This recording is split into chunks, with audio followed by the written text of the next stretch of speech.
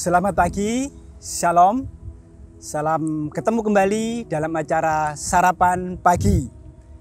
Saudara-saudari yang dikasihi Tuhan, pada pagi hari ini saya mengajak saudara-saudara untuk kita belajar bersama-sama tentang kebenaran firman Tuhan. Pagi ini saya mengajak saudara-saudara belajar dari pohon anggur. Saudara, tidak suatu kebetulan Tuhan menciptakan pohon anggur ini, dan pohon anggur ini harus dipotong, mereka baru mengeluarkan bunga.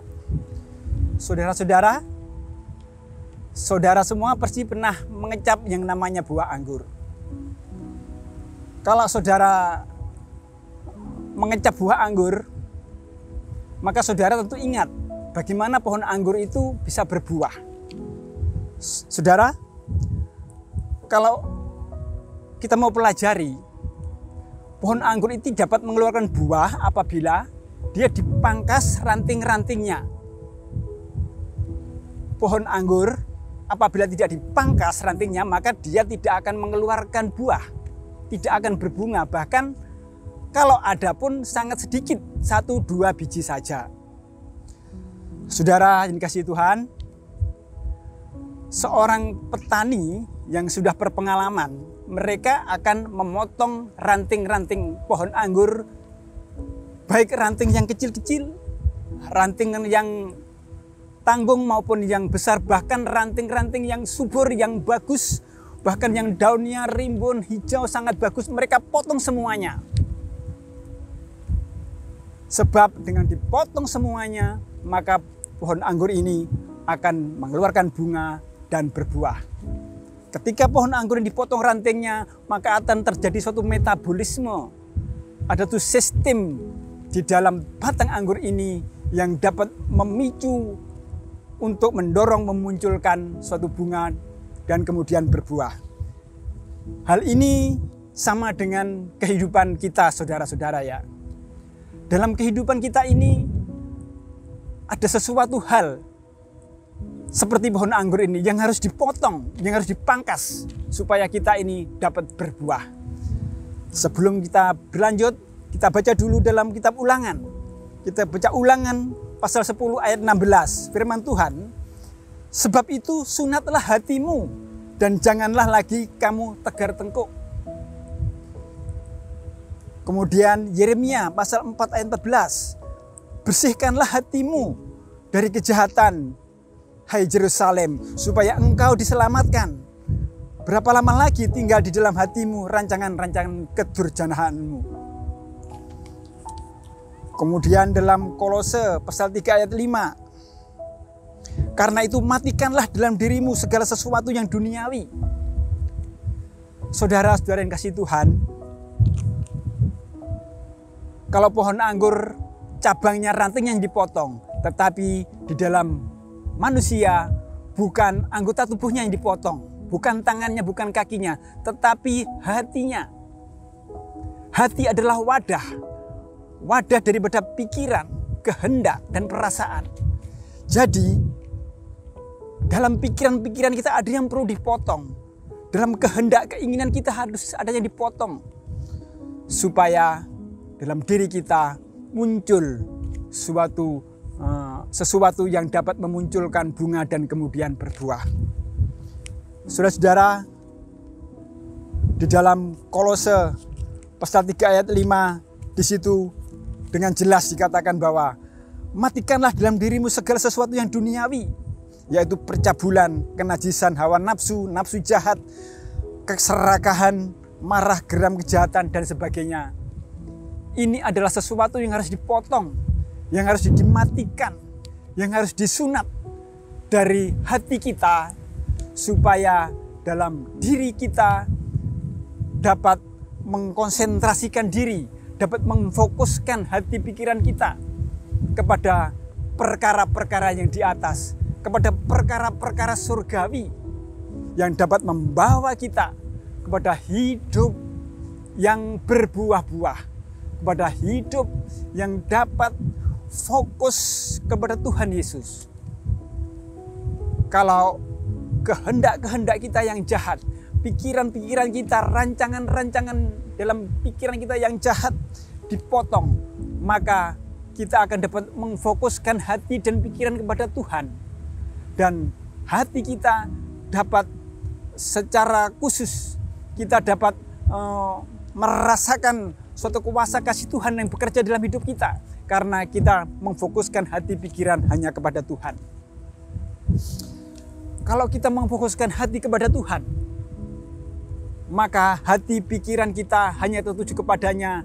Ada sesuatu yang ilahi yang bekerja dalam diri kita. Ada kuasa Tuhan yang mengalir dalam hati dan pikiran kita, dalam diri kita. Kita akan selalu terhubung dengan hadirat-Nya. Maka Roh Kudus yang dijanjikan Tuhan ada di dalam diri kita. Dia akan bekerja, melakukan pemulihan-pemulihan, melakukan sesuatu pembaruan-pembaruan. Sehingga di dalam diri kita akan ada suatu kekuasaan ilahi yang dapat membawa kita kepada suatu pribadi yang berbuah-buah dan buah itu berkenan kepada Tuhan. Saudara-saudara yang dikasihi Tuhan, pada pagi hari ini saya ingin mengajak saudara-saudara untuk lebih dalam untuk memahami tentang cerita pohon anggur yang harus dipangkas tersebut. Saudara-saudara, dalam kitab Kolose 3:12 disitu dikatakan bahwa karena itu sebagai orang-orang pilihan Allah yang dikuduskan dan dikasihinya, kenakanlah belas kasihan, kemurahan, kerendahan hati, kelemah lembutan, kesabaran, kasih. Jadi saudara-saudara yang kasih Tuhan, hati kita, pikiran kita, kehendak kita yang tidak berkenan kepada Tuhan, yang jahat kita pangkas, kita ganti dengan kemurahan hati, dengan belas kasihan, kerendahan hati, kelemah lembutan, kesabaran, kasih yang berkenan kepada Tuhan, yang sesuai dengan kebenaran-kebenaran firman Tuhan.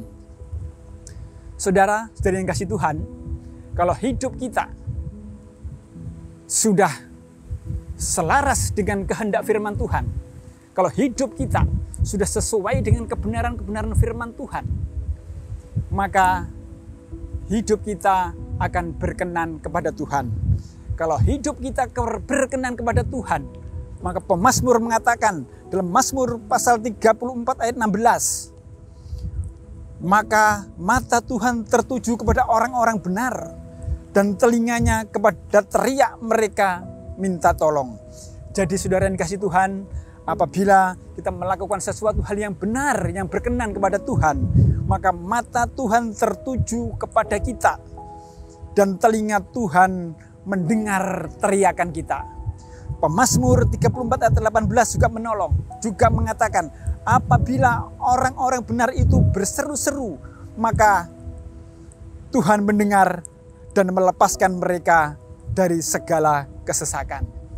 Saudara-saudari yang dikasihi Tuhan, kalau kita melakukan hal yang benar di hadapan Allah, kalau kita sudah memangkas keinginan-keinginan daging kita, perkara-perkara duniawi, kehendak kita, pikiran-pikiran kita pangkas dan kita ganti dengan kasih, dengan kemurahan, dengan kelemah lembutan, dengan kesabaran, dengan sesuatu yang selaras dengan kehendak dan kebenaran firman Tuhan, maka Tuhan akan mendengarkan seruan-seruan kita.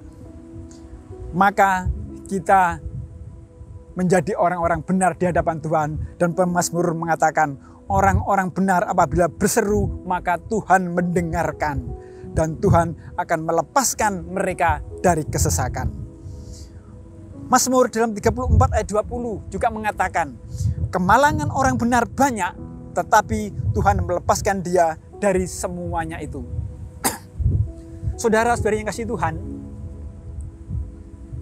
apabila kita hidup melepaskan keinginan-keinginan dunia dan melepaskan keangkuhan hidup, melepaskan segala kenajisan, hawa nafsu, keserakahan, nafsu jahat, hawa nafsu, maka hidup kita akan berkenan kepada Tuhan dan Pemazmur mengatakan bahwa meskipun kemalangan orang benar itu banyak, sebagai manusia kita tidak terlepas daripada permasalahan-permasalahan dalam kehidupan kita. Di sini katakan kemalangan orang benar banyak, tetapi Tuhan melepaskan orang benar itu dari semuanya itu. Tuhan melepaskan dari kemalangan, bahkan Tuhan mengubah kemalangan-kemalangan itu menjadi berkat-berkat. Oleh sebab itu, saudara yang kasih Tuhan, marilah kita hidup seperti firman Tuhan. Kita pangkas seperti pohon anggur yang dipotong dan dipangkas. Kita pangkas kehendak kita yang tidak berkenan kepada Tuhan. Kita potong hati kita, kehendak kita, pikiran kita yang tidak baik.